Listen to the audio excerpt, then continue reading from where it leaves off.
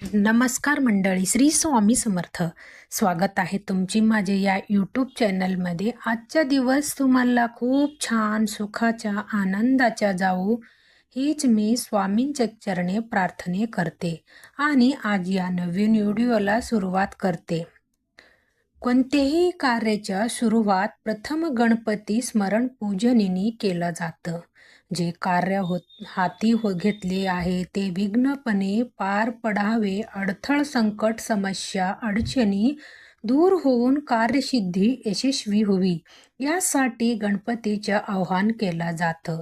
गणपती उपासनेमध्ये चतुर्थी तिथीला सर्वाधिक महत्त्व आहे. यंदा 5 मे म्हणजेच आज मंगळवारी आली आहे संकष्टी चतुर्थी.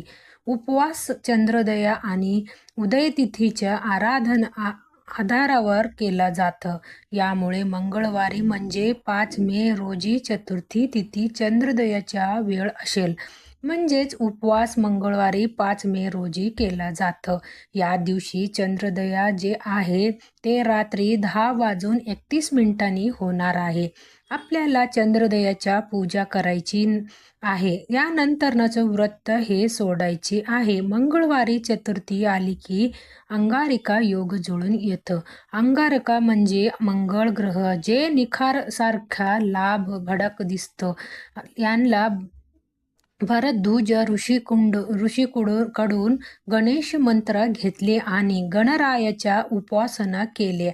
त्यांच्या उपासनेवर प्रसन्न होऊन बाप्पांना त्यांनी आशीर्वाद दिले की माझ्या जन्माच्या तिथी चतुर्थी होतं, म्हणूनच मंगळवारी येणाऱ्या चतुर्थी माझ्या नावाने अर्थात अंगारिका चतुर्थी म्हणून ओळखली जाईल. मुद्दल पुराण तसेच गणेश पुराणात यांची संदर्भ आढळून येतं. अमंगळ समजल्या जाण्याच्या मंगळ ग्रहाच्या ज्या वरद विनायकाने पावन केले त्या विनायकाने आपल्याही उद्धार करावे या हेतून अंगारिका चतुर्थीच्या व्रत केलं जातं. मंगळ ग्रहाचा संबंध कर्जाशी असतं, त्यामुळे अंगारिकाच्या व्रत केल्याने कर्जमुक्ती मिळतं. तसेच नावाप्रमाणे ही चतुर्थी सर्व संकटाच्या निवारण करणारी आहे. ज्यांच्या कुंडलीत मंगळ दोष आहे त्यांनी या व्रतामुळे शांती मिळतं. या दिवशी व्रत करण्याच्या भक्तांना सर्व मनोकामना पूर्ण होतात. या एक चतुर्थीच्या व्रत केल्याने 21 चतुर्थीच्या पुण्यफळ मिळत असतं. धार्मिक दृष्टीने हा दिवस अतिशय महत्त्व असल्यामुळे या दिवशी काही प्रभावी उपायाने सेवा देखील केला जातं आणि म्हणूनच आज अंगारिका संकष्टी चतुर्थी दिवशी तुम्ही काही नाही केलं तरी चालेल, पण संध्याकाळी कापुरासोबत जळा ही एक वस्तू जळल्यामुळे आपल्या घरामध्ये असणारी जेवढी पण नकारात्मकता, इडापिडी, ग्रहदोष, वास्तुदोष, पितृदोष तर नष्ट होणारच आहे, पण आपली 7 पिढ्यांच्या दारिद्र्यही नष्ट होणार आहे. आपल्या संपूर्ण कुटुंबाच्या भरभरून अशी प्रगती होणार आहे.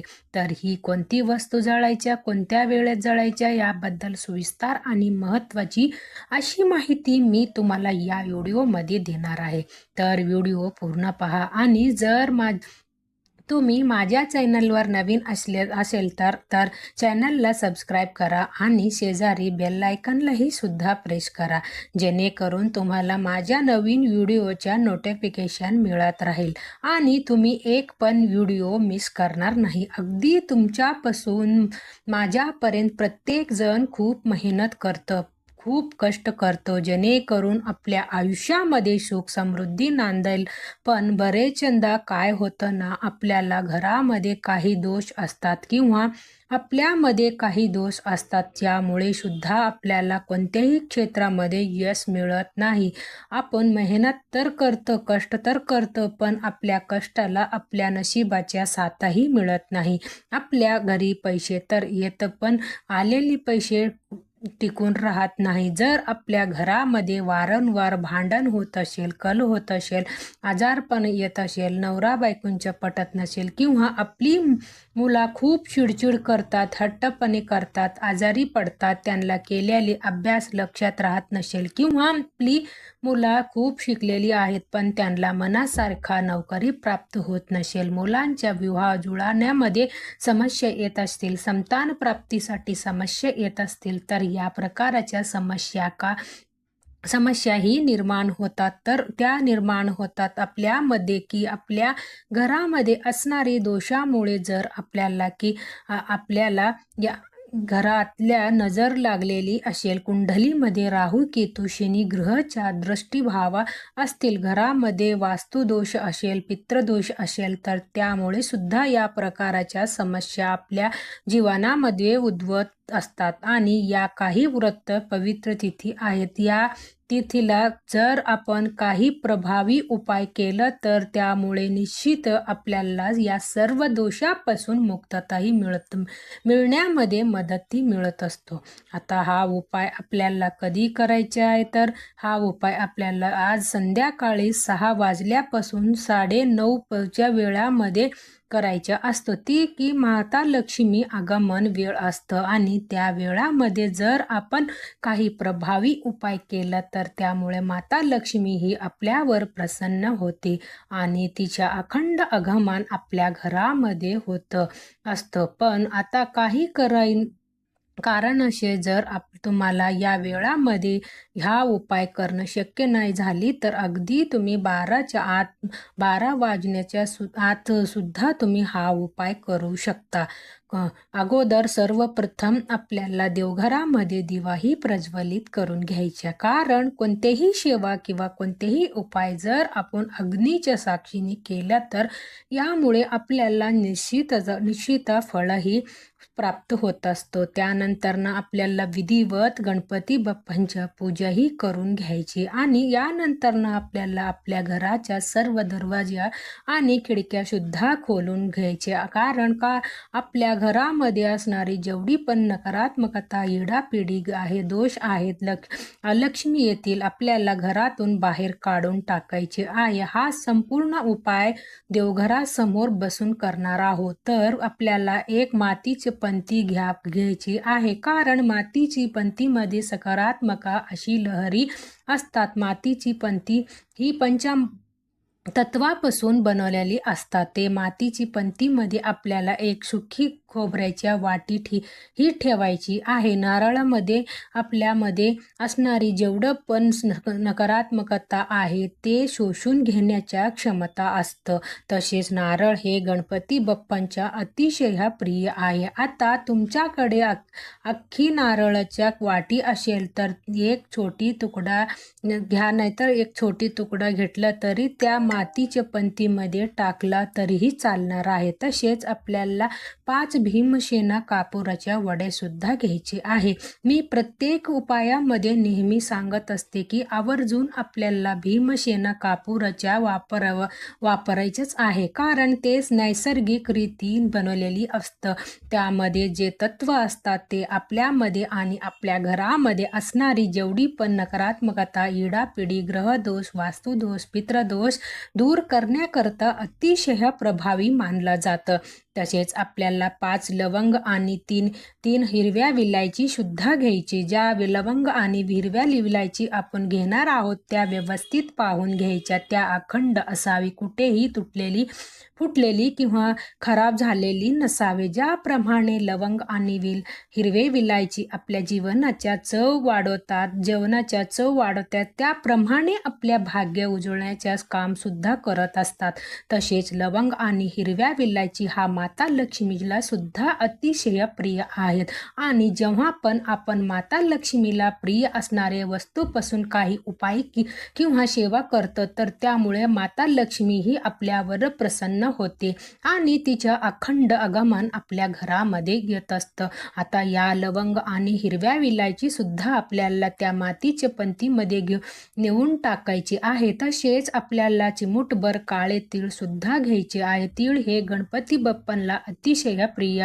तसेच काळे तीळ हे आपल्या पितरांना सुद्धा समर्पित. आणि जेव्हा पण आपण काळे तिळापासून काही उपाय किंवा सेवा करतो तर त्यामुळे आपल्या जीवनामध्ये असणारे प्रकारातली प्रकार पितृदोष, ग्रहदोष, शत्रुपीडा, दारिद्र्य दूर होण्यामध्ये मदतही मिळत असतं. कारण तिळांना दारिद्र्यनाशक असं सुद्धा म्हटलं जातं.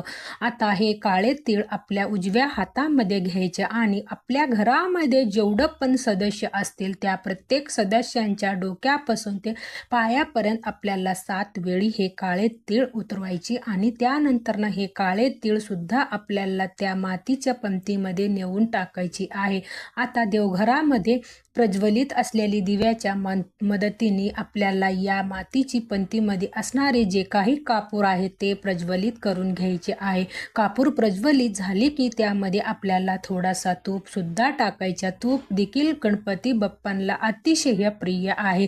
तसेच माता लक्ष्मीला सुद्धा अतिशय प्रिय आहे. तूप टाकल्यामुळे प्रचंड धूर हा निर्माण होतं. काही वेळ घरात करता आपल्याला ही मातीची पंती जी ते देवघरासमोरच ठेवायची आणि यानंतर ही मातीची पंती आपल्याला तिकडून उचलायचे आहे आणि त्याच्या जे धूर आहे ते आपल्या संपूर्ण घरामध्ये आपल्याला फिरवायची. फिरवताना निरंतर आपल्याला ओम गंग गणपतेहे नमः किंवा ओम श्री विघ्नहर्ताय नमः मंत्राच्या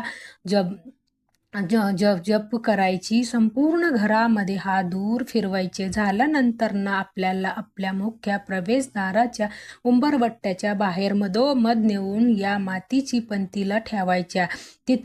तिथपर्यंत कापूर प्रज्वलित तिथपर्यंत निरंतर आपल्याला मंत्राच्या जप ही करायची आहे. जेव्हा आपण कापुरासोबत या वस्तू जाळतो ह्याच्याबरोबर मंत्राच्या जप करतो यामुळे आपल्या घरामध्ये असणारी जेवढी पण नकारात्मकता, इडापिडी आहे, ग्रहदोष, वास्तुदोष, पितृदोष, अलक्ष्मी असेल तर ते घरातून बाहेर जाण्याच्या निघून जातात आणि या घरामध्ये कोणत्याही प्रकारच्या दोष नसतात. त्या घरामध्ये माता लक्ष्मी आगमन हे होती असते. आता या मातीची पंतीमध्ये असणारे कापूर शांत झाली की त्यामध्ये काही वस्तू असतील ज्या जळलेली असेल, काही वस्तू नाही जळलेली असतील तर ते वस्तू आपल्याला घरापासून लांब नेऊन आपल्याला टाकून द्यायच्या. अशा रीतीने आपल्याला हा उपाय जे आहे तर ते आज संध्याकाळी कापुरासोबत अतिशय प्रभावी हा उपाय केल्यामुळे आपल्या जीवनामध्ये असणारी जेवढी पण नकारात्मकता, इडापिडी, ग्रहदोष, वास्तुदोष, पितृदोष तर दूर होणारच आहे. पण आपली 7 पिढ्यांच्या दारिद्र्य नष्ट होऊन आपल्या संपूर्ण कुटुंबाच्या भरभरून अशी प्रगती होणार आहे. म्हणूनच व्हिडिओ जास्तीत जास्त लोकांपर्यंत शेअर करा जेणेकरून प्रत्येकाच्या आयुष्याच्या कल्याण हो हीच मनामध्ये इच्छा. गणपती बाप्पा मोरया, मंगळमूर्ती मोरया. चला तर मग भेटूया नेक्स्ट व्हिडिओमध्ये. तोपर्यंत सर्वांना श्री स्वामी समर्थ. धन्यवाद.